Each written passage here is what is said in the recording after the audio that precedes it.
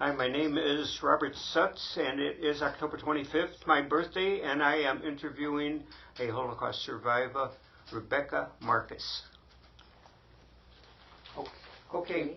I was born in Amsterdam, 1933. Start with your name again. Rebecca Marcus. I was born in Amsterdam, 1933. I had a brother, Otto Marcus. He was 2 years older than I was. And then the war started in 1940. And my mother is Jewish, but her father was not. And when the war started, all Jews had to register how many Jewish grandparents they had. My mom saw the writing on the wall, what's happening in Germany. She said, "Hey, my name is Stalenberg. I'm not going to sign up anything. They can't find out anything." So my father is the one that signed up, and he had to wear a star. Fortunate I didn't have to wear a star, but still, I'm a Jew. This was what year? 1941 that they had to register. Okay. So my uncle and aunt, well, I had a whole bunch of relatives. One aunt especially, Aunt Sophia, and she was a single woman, and she couldn't go shopping because it was forbidden for Jews to go shopping during the day, except at 3 o'clock. So I stayed with my Aunt Sophia, my favorite aunt.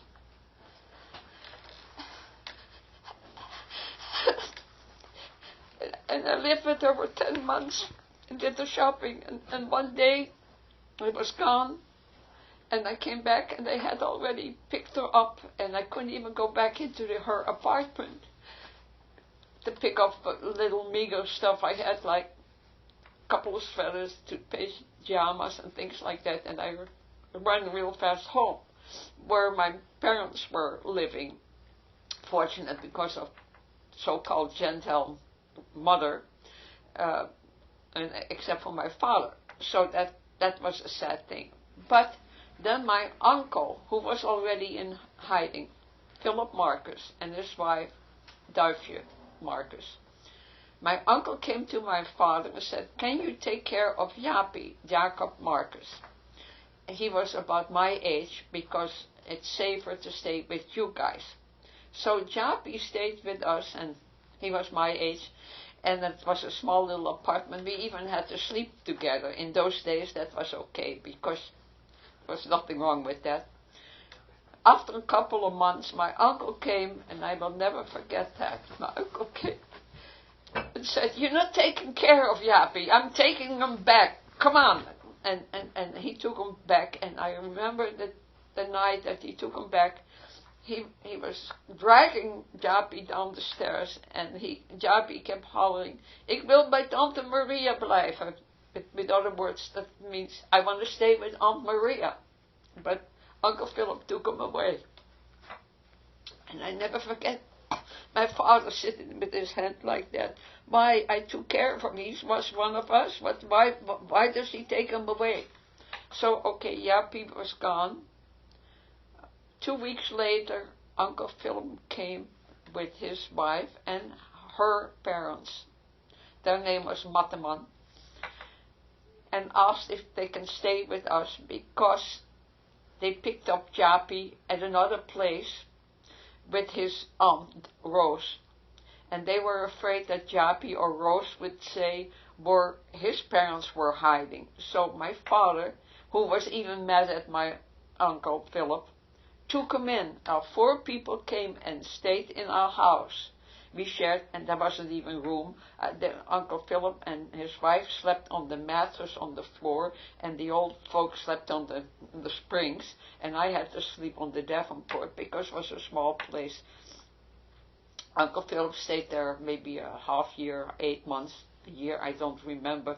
But the old people stayed there all this time during the war until the war was ended. And of course, Japi never came back. And that was the saddest. Besides all my other relatives. That was the saddest thing. And my father was a tailor. And he had to work in a Bosplan. It was a kind of a community garden. And my father said, I can't work in with shovels, that's not for me. So he gave himself this big thing on his feet, and so it would get festering. And then he wanted us to kick against it, so it got even worse. Because the Gestapo and the German doctors would come to the house. Mr. Marcus, you have to go back and work. Well, at the end, my father said, I'm not going back. So they came every other week. They came to the house looking for my father. And my father, we had a closet, not that big. They stood behind that closet, all the relatives. They all tied together. And my mother said, Mr. Marcus is gone. I don't know where he is. Of course, he stayed home, of course.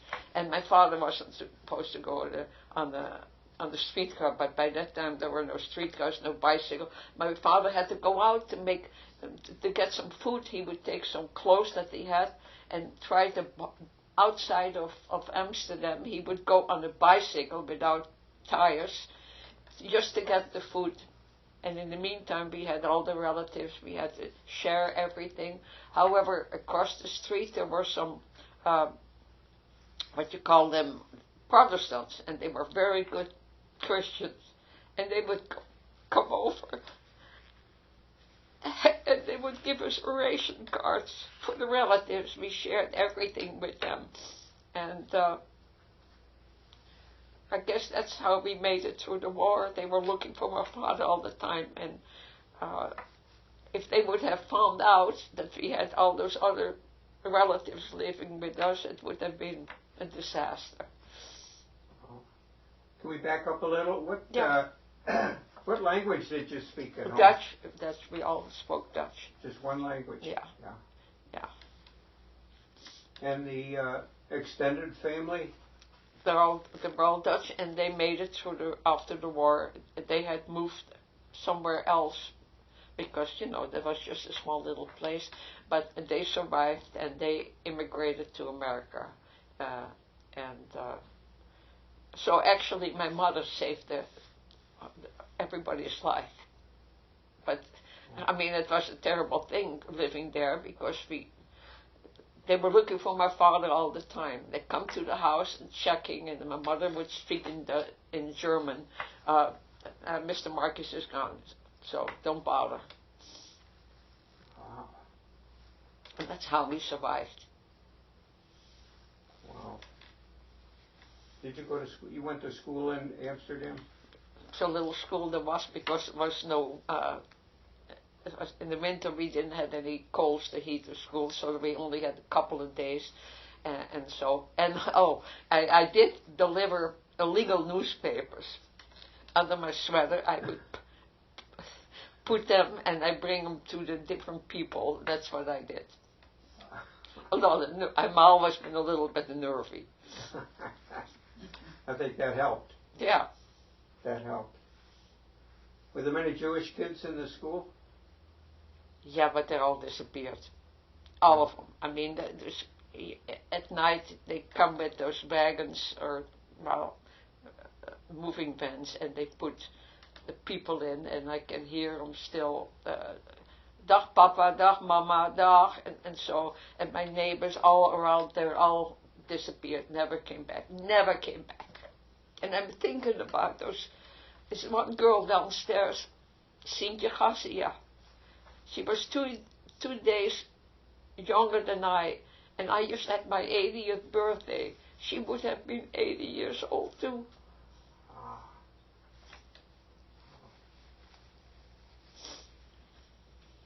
How were the people taken away? Well, everybody in the street that was Jewish, of course. They were taken away right on the street. I never came back. I can't don't remember any of them that came back. None. I got a whole list. They were transported. I got a whole list of relatives here that I got from the Red Cross, from my relatives that never came back. Okay. About 4 aunts and their husbands, except the ones that were single. Oh, wow. But we got saved because my mom didn't register that she was Jewish. And they never found out. Never found out. That's amazing. Yeah. Oh. Okay. Let's see, that covers pretty much before the war and during the war. Right?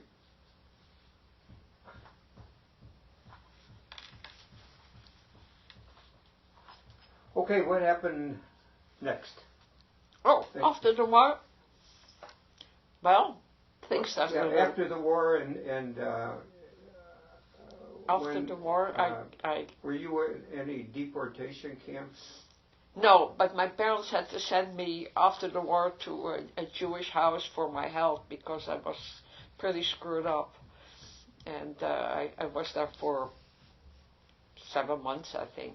I did go to school there, but yeah, and I belonged to Jewish organizations in Amsterdam after the war. I'm going to start again. Hi, this is October 25th, my birthday, and I am having the good fortune to interview a Holocaust survivor, and her name is Rebecca Marcus. So we will proceed. Okay, now I'd start with your name. I'm Rebecca Marcus. I was born in Amsterdam, 1933, Amsterdam, Holland. I was about 6 years old when the war started. I have a brother that's 2 years older than I am. When the war started, my mother is Jewish, but her father isn't. Her name was Stalenburg. And at the start of the war, they wanted all Jews to register to be how many Jewish grandparents. Well, my mom said, I don't see any reason why I should. With the name of Stalenburg, they're never going to find out. I'm not Jewish. So, my father had to wear a Star of David, and of course I didn't have to because I was supposed to be half Jewish, but I am a Jew. So, what happened then, I was taking care of my Aunt Sophia that lives in the St. Antonius Breestraat. That's a ghetto.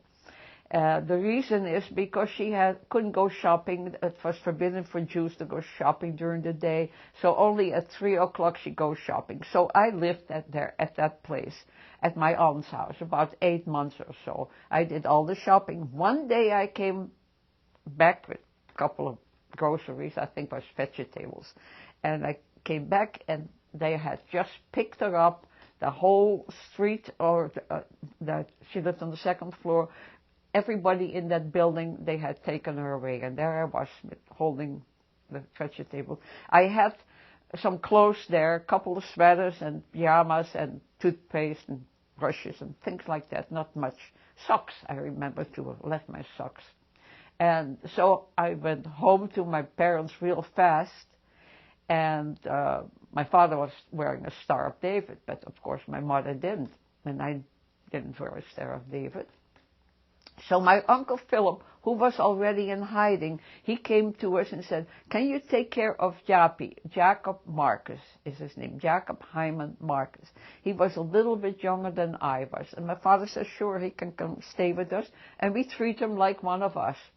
So he stayed with us. I don't know how many. He went to school, didn't wear a star because he was too young to wear a star.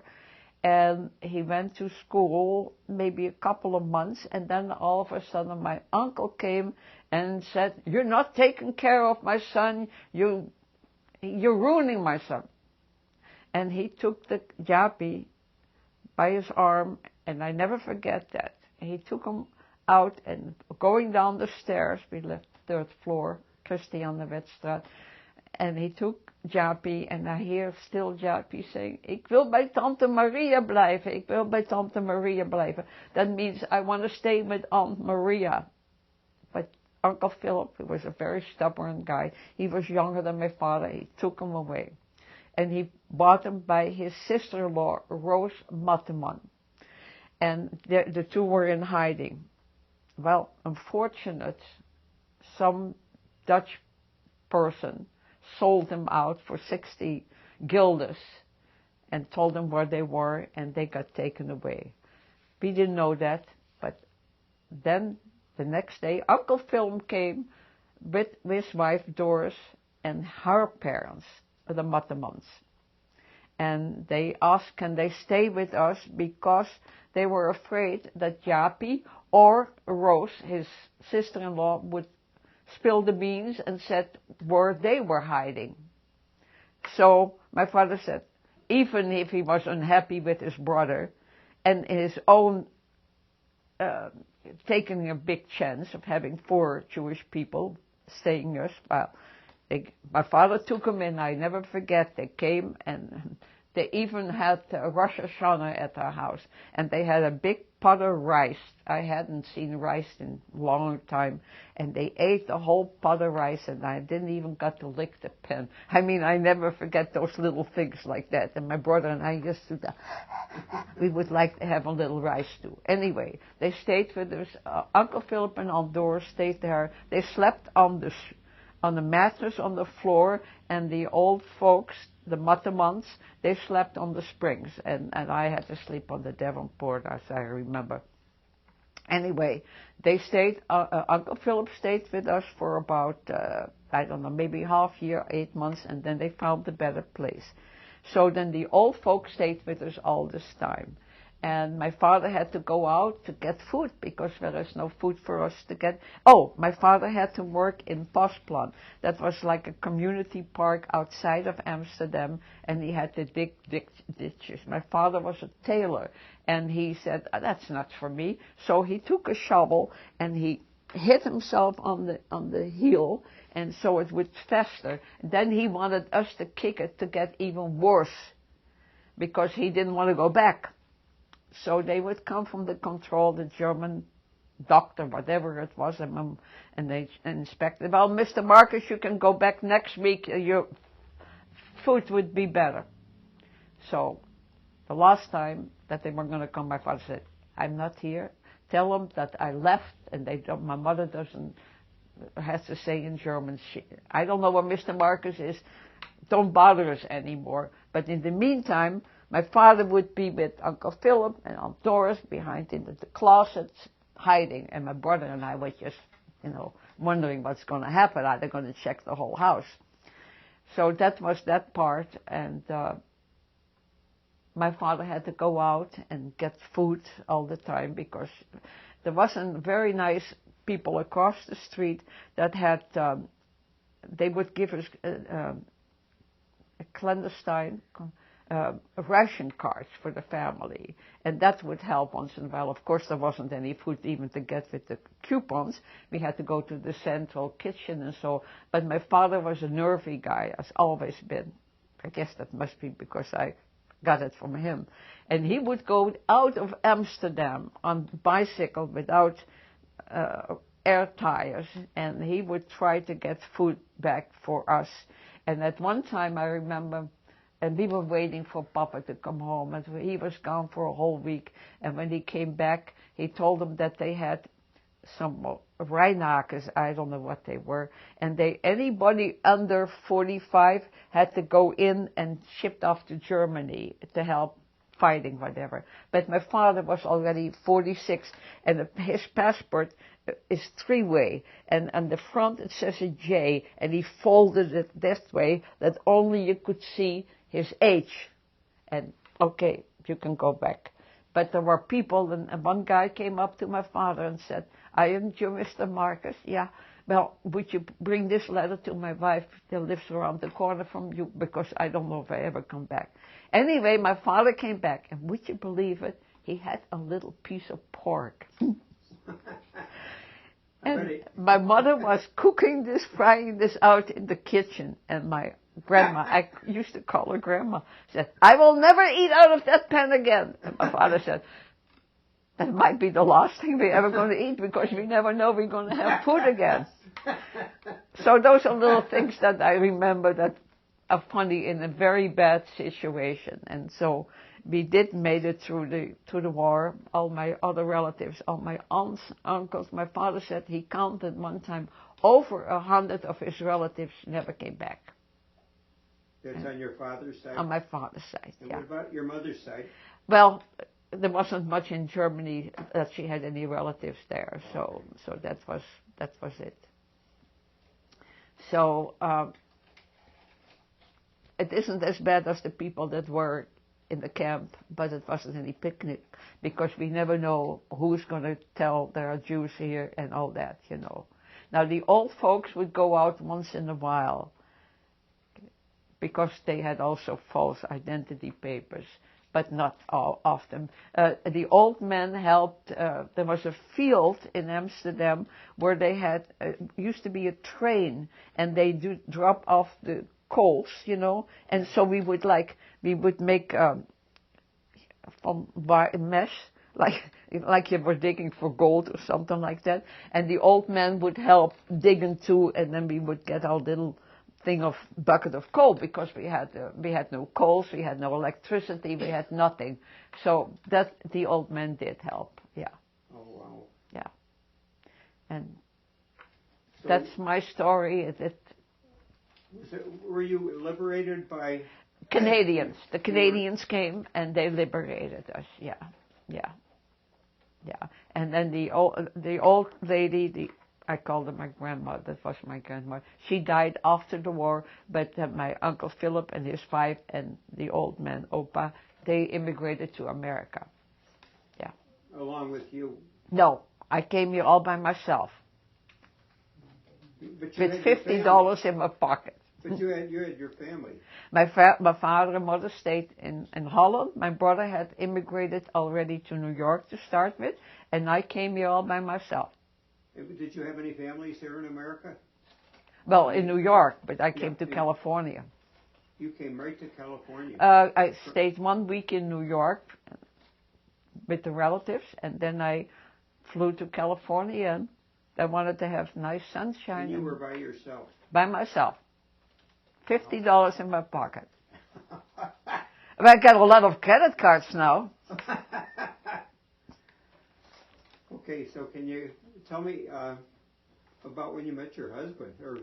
Okay, I was 18 years old and I had a boyfriend, but he went to Paris and he said, Where did you meet him? My husband, I get to that. Okay. He was a Jewish boy, and a very nice Jewish boy. Well, so. Anyway, he went to Paris and he didn't take me with him. So he said, you stay home. And I said, can I go to the movie? No, you stay home, but he can go to Paris. So I had another Jewish girlfriend, and the two of us went to this bar. And something I don't do. And that's the first time I got drunk. And I think that was about the last time because I drank that Dutch gin. Boy.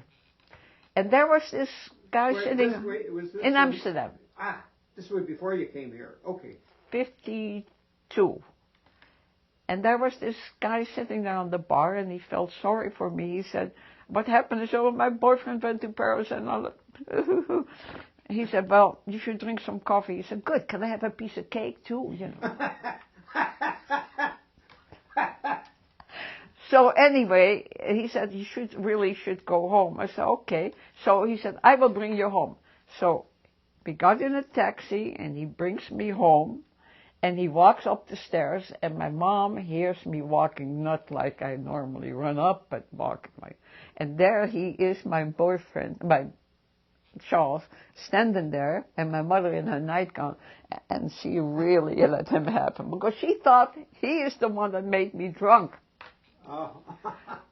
So anyway, then he left, and then my girlfriend was at the train station to bring a friend away, and she saw the guy Charles, and she said, "Oh, I talked to Rebecca, and she feels so sorry about that. Can I have your address because she likes to write you?"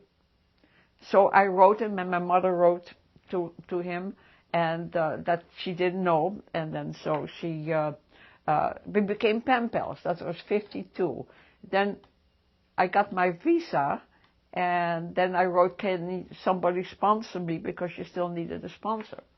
So somebody sponsored me, and they picked me up at Burbank. That was in 55. And so what are they going to do with me? I mean, here I am, suitcase and $50. So they put me at the YWCA in Long Beach.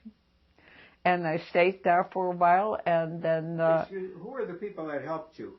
I mean, you know, that put you up. It was with a Jewish Federation or... Nothing. I wanted to meet a nice Jewish boy, but when I came here, they were all in Palm Springs when day off, and when I wasn't, and later I asked Charles, "What are you going to do? Are you going to marry me?" He said, "Well, no. So I said, "Okay, then I go to New York and get a job as a model." I went to New York. You went back to New York. I went back to New York. And I asked my brother who was living there, "Where is the garment district?" He said, "It's between 37th Street and so on." I went there, and I was walking on the street looking for the address. A guy came up to me, "Are you looking for a modeling job?" I said, "Yeah." He followed me, and I got the job first day in New York. As a model? Oh, yeah, I modeled. You're a good-looking girl. I modeled in Europe before I came. Oh. So I got the job as a model, and then Charles felt sorry for me that I was gone, and then one day he called. He said, "When you coming back?" I said, "When you marry me." And he said, "Okay, I marry you." I said, "Then ask me." He said, "Will you marry me?" I said, "Okay." So I gave up my job and I flew back to California, and we lived very happily after. Oh, that's wonderful. So how? But when I was in New York, all the nice Jewish guys were in Catskill. And I never met any. Well, I met a couple of Jewish guys, and they wanted to date me. And when I was living in California, they were all in Palm Springs at the time. I never... How long were you working as a model? About 8 months. Oh, and I went back. Yeah. And that's the story of my life. So now you have and I'm still alive. Yeah, and you have to bring us up to now about your family. My family, I got the 3 kids. One is an attorney. It's a boy, except the poor guy had a massive stroke 3 years ago, and he's now recuperating. How old was he when he had this stroke? 54. Wow, that's too young. Yeah, brilliant. The daughter, she is in movies. Oh. Yeah, and my youngest one, he is in the medical field. So, and my husband is an attorney, and still practicing now and then. So I did okay for a little immigrant. You sure did. In the land of the street are paved with gold and all that kind of stuff. I was curious, when you went back to New York and you were in the garment industry, were you looking for your father? No, my father and mother came here 5-6 times, and my father was here the 5th time he died here, and we had to get him a Jewish burial in Los Angeles. My mother had to go back all by herself. Why did they come? Just to visit us. Yes. They never immigrated. They only came to visit me. To visit. Yeah. You. Yeah. Right. Yeah. Oh, my brother in New York, and so, yeah. Okay. Yeah. So you told me about your family. You told me about your children, and right now, tell me a little about yourself. That what you are doing, what you are interested in. And well, I've always been interested in the Jewish, not so much in the Jewish state, but in the Jewish story. Yeah, the Jewish thing all my life. And after the war, I belonged to Magen David. It's a club in Amsterdam. And my first boyfriend, he was a Jewish guy, and I still am in contact with a lot of Jewish people that survived, or the children, rather, the children, and yeah. So and I belong to the Jewish Holocaust group, and that's about all. My husband is not Jewish. Okay. But I'm making him Jewish. That's a good one. Rebecca, I want to thank you so much for I hope it was. this interview. I hope it was. I did okay. It's wonderful. I think you did real well, and I do thank you. If you have any photographs of your family, I would like to take some still shots of any photographs of your family that my son can add to the video. Anyhow, thank you so much. Okay. Very good. I'll close the camera.